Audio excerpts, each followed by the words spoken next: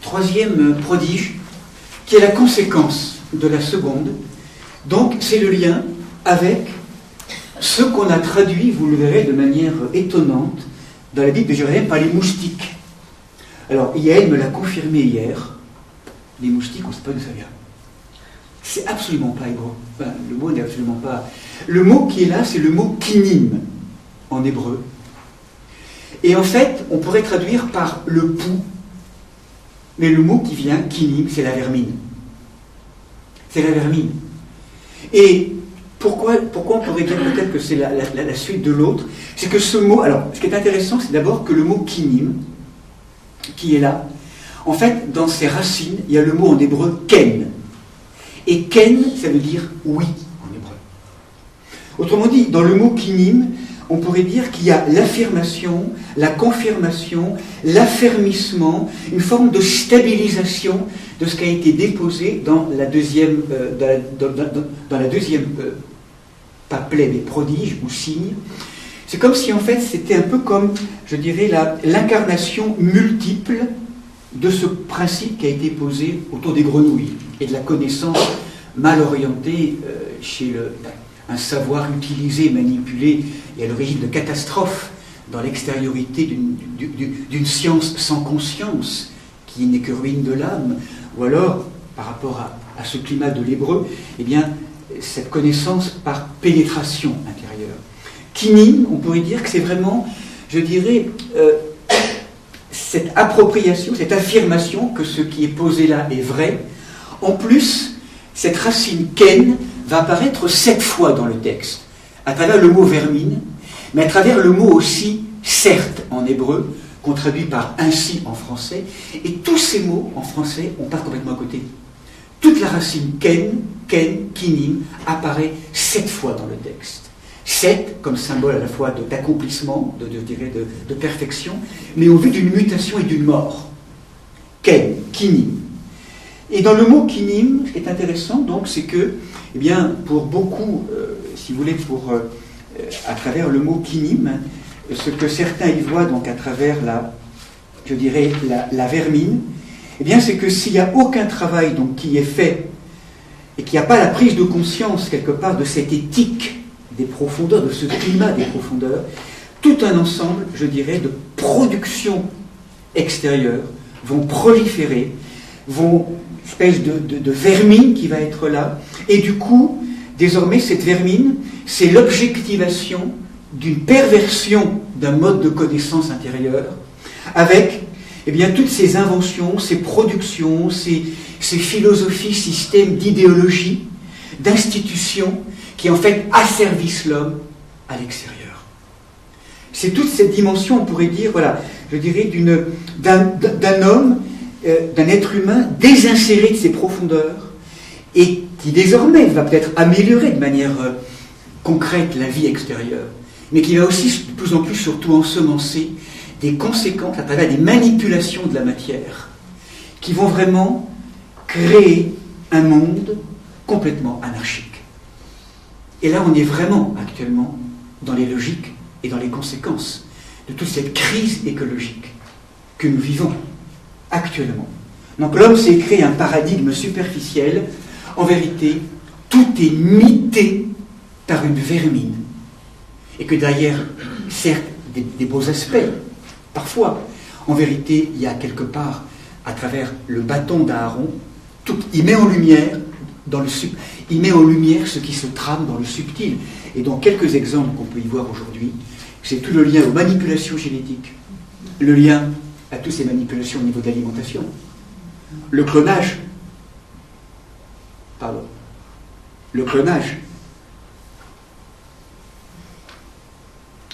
avec à la fois ce que ça peut porter quand même d'espérance, toujours pareil, au niveau médical. Encore une fois, il n'y a pas à dénigrer tout cela. Au contraire, c'est toujours en termes. Mais comment, à un moment donné, d'un point de vue, s'il n'y a uniquement qu'une dimension extérieure, s'il n'y a pas la connaissance, l'éthique et tout ce qui se passe derrière, comment ça peut être utilisé, manipulé au profit,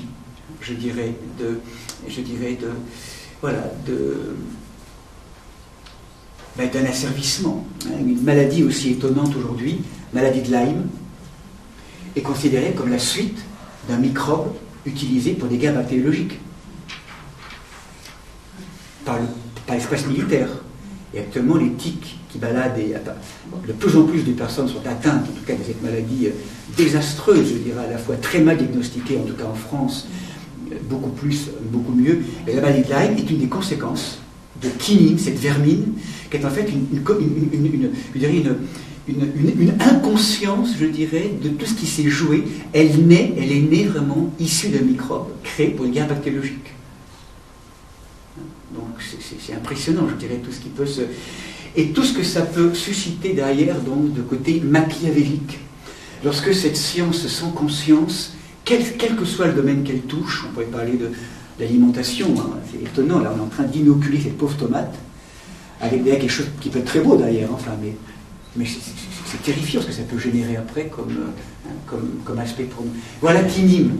Quinine, dans une approche possible, encore une fois, ça peut être cela.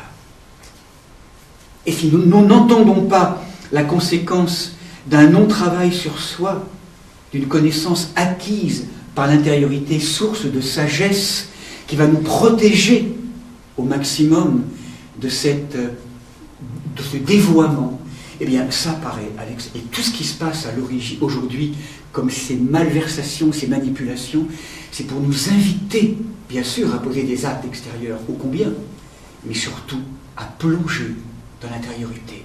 L'épée verbe continue son travail. Prendre conscience des manipulations, de tout ce qui peut nous habiter à l'intérieur, pour transformer encore et encore. Sinon, ça se projette à l'extérieur. D'accord ? Quatrième aspect, qu'on a traduit par les temps, hein, en fait, en hébreu. En fait, en français, c'est traduit par les temps. En fait, d'après Yael, c'est plutôt de multiples insectes piqueurs. On ne peut pas dire vraiment qu'il y ait... C'est plus un terme un peu générique. Il y a une dimension de multiples, et puis en même temps, il y a, c'est intéressant, le mot arob qui est là, qui est le mot hébreu qui est là, qui veut dire en fait l'insecte.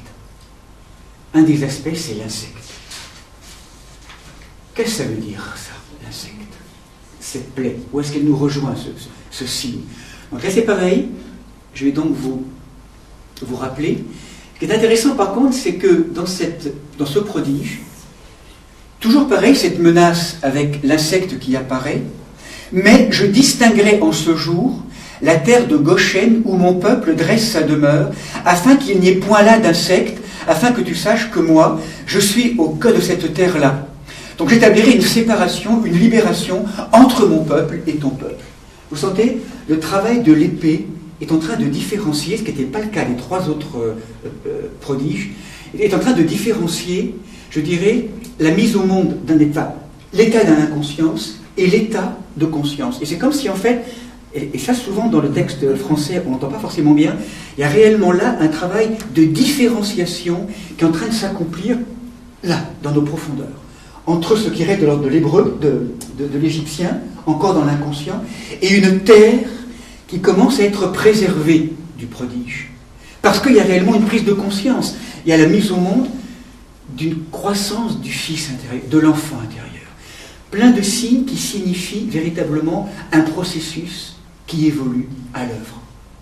Alors, le mot arov est très intéressant parce qu'on pourrait dire qu'il nous fait toucher l'insecte, d'abord à travers ces différents mots hébreux, à une notion de décliné, d'obscurcissement, mais aussi un mot très important, erev, qui est le soir.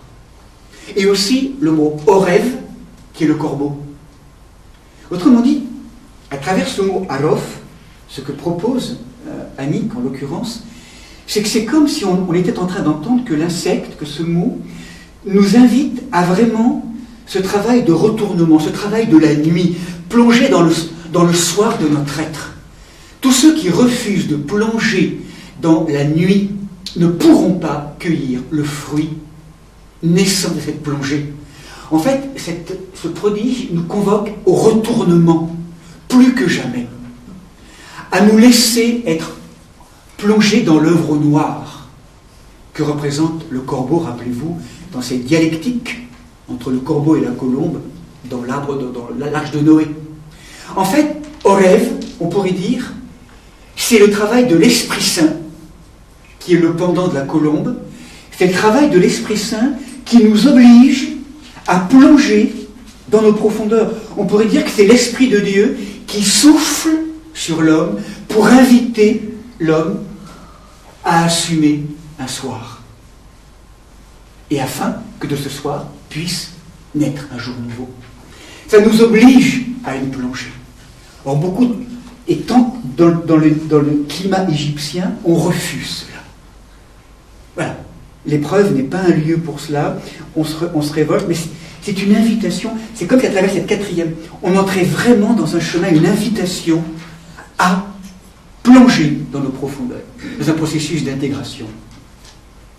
Ce qui est intéressant pour nous aujourd'hui, c'est que derrière ce mot Arov, il y a un autre mot, Erev, qui veut dire le mot arabe en hébreu. Et là, on est sacrément confronté aujourd'hui au fait que la rencontre avec le monde arabe est fondamentale aujourd'hui. Et que si aujourd'hui on le refuse, si on se révolte et qu'on se rebelle contre cela, on continue à nourrir le monde de l'Égyptien. C'est ce que nous dit l'hébreu. Ça peut paraître absolument incroyable. Mais aujourd'hui, Arov, comme si l'Esprit Saint nous convoquait et nous signifiait que la confrontation ou la rencontre avec le monde de l'arabité, je dirais, de l'arabe, intérieur, encore une fois, eh bien, est obligatoire pour vraiment convoquer et passer au jour nouveau. Et si nous ne le convoquons pas, si on le rejette, eh bien, ce monde de Arov, sous forme de l'arabe, apparaît sous forme de Daesh ou d'autres, enfin d'un point de vue extérieur, hein, où là c'est le... Alors, en fait, c'est instrumentalisé, parce que c'est pas forcément le monde arabe qui est concerné, c'est une forme complètement de violence radicalisée, mais quand même, ça utilise tout cela. C'est pour ça que vraiment, alors, c'est un sujet immense à développer, je ne fais que le survoler, mais vous voyez ce que ça implique aussi pour nous aujourd'hui. Et en plus, ce qui est remarquable, c'est qu'en hébreu, le mot juif, le mot hébreu, est formé des mêmes lettres, mais c'est Ever et c'est pas Erev. Vous voyez, il y a un jeu de mots, mais c'est les mêmes lettres hébraïques. C'est comme si aujourd'hui je pourrais dire que le lieu focal, paroxysmique, où se joue ce prodige, c'est entre le monde palestinien et le monde hébreu à Jérusalem. C'est là que ça se situe. Si on est capable d'intégrer et de faire la paix entre le monde Erev et Ever, eh bien, on nourrit, je dirais, la dimension hébreu ontologique, et on participe à l'avènement de ce passage, de cette Pâque, des nations. Mais c'est aussi, bien sûr, à intégrer dans nos propres profondeurs. Hein, donc, tout ce travail que nous rappelle cette... Bien, on continue, ça va, hein, on passe un petit peu vite, mais forcément, on est invité à... Excuse-moi, c'est ce mot-là qui veut dire ce mot Erev, c'est un quatrième nom. En hébreu, à travers ces trois consonnes, plein de mots peuvent se décliner. Mais en hébreu, ce sont trois lettres racines, dont il est question, si vous voulez, c'est qu'il y a le mot passage, il y a le mot Pâques aussi, qui est là, Héber. Mais en tout cas, Erev, si on décline ce mot en hébreu, c'est ça, c'est ça, c'est ça. Il y en a même d'autres, mais en tout cas, il y a aussi le mot arabe. Et c'est la quatrième plaie. C'est Arov, c'est Arov.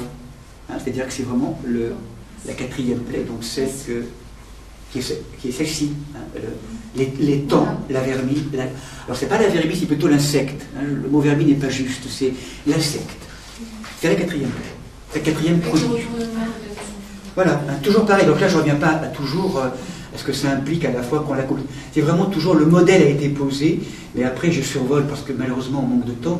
Mais donc c'est à chaque prodige se signifie est-ce qu'on prend en main avec l'épée et on retourne dans notre intériorité et on participe du passage, ou alors, et dans ce retournement progressif, ou alors on reste dans le climat de l'Égyptien que nous vivons tous ensemble, on ne prend pas l'épée, mais on la prend à l'extérieur, et là, bien, il y a tout ce processus à la fois de prise en compte ou non, logique de mort, logique de vie, à chaque fois, dans chaque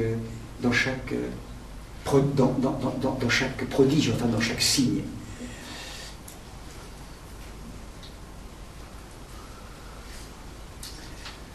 La cinquième prodige est très intéressante aussi ô combien, comme toutes. Elle nous signifie ce qui a été traduit souvent par la mortalité du bétail. En fait, le mot qui est là et qui va apparaître de manière très importante, c'est le mot dévers. En fait, on parle de l'ulcère, on parle de, bon, vous verrez, de l'ulcère, de la lèpre. Le mot qui est là, davar, me rappelez Yael, le plus proche, c'est dévers, c'est la lèpre. C'est une maladie associée à la lèpre, je dirais à un E, à la peste, pardon, la peste. Donc, peste.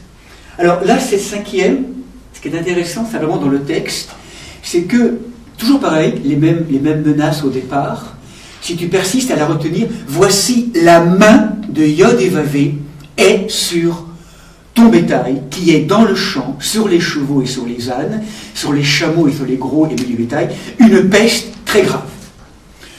La main de Yod et Vavé. Là, on a l'impression que, à travers ce cinquième prodige, cinquième signe, c'est comme si, en fait, comment on pourrait dire, la main, c'est comme si l'être divin, de plus en plus, s'approchait ou mettait en pression le travail qui s'accomplit dans l'intériorité ou pas, hein, en fonction de, je dirais, de notre posture intérieure. La main, hein, on a vraiment là la sensation, hein, le mot qui est là, c'est yad, hein, donc yad, et également le tétragramme yod et vavé qui apparaît, c'est vraiment quelque chose d'immense. On a la sensation que c'est vraiment pratiquement l'épée maintenant qui opère en direct. J'ai même plus le bâton d'Aaron, des intermédiaires, littéralement l'épée verbe agit et interpelle.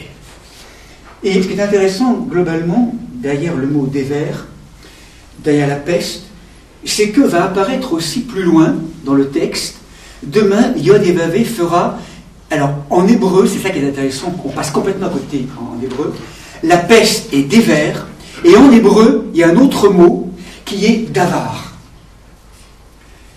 Et dans le texte hébreu, il y a d'un côté des vers, la peste, et Dieu fera cette chose-là, davar, donc sur la terre, Yod et Vavé exécuta cette chose, cette parole-là, dès le lendemain. Et mes amis, rappelez-vous davar, qu'est-ce que c'est davar en hébreu? Davar, traduit par le mot logos en grec. Davar, c'est le verbe créateur, l'information créatrice, qui est aussi en hébreu, davar, la chose. C'est-à-dire que ce que nous dit ce texte, cette épreuve, elle nous dit qu'en fait, tant que nous ne voyons pas chaque chose dans sa relation avec le verbe qui le fonde, nous continuons à inoculer la peste.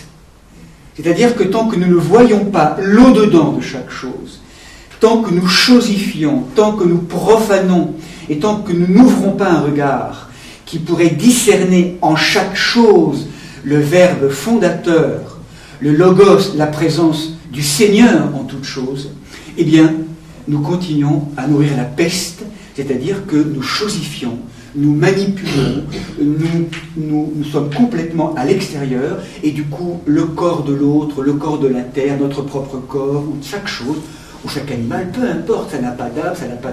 On maltraite, on piétine, c'est vraiment toute la notion de la chosification, je dirais de la profanation, c'est la perte de la vision en 3 dimensions, qui fait qu'on voit toute chose comme des idoles, et on se manipule, et on se... Voilà, on est vraiment là dans une perspective d'instrumentalisation, de manipulation, d'objectivation.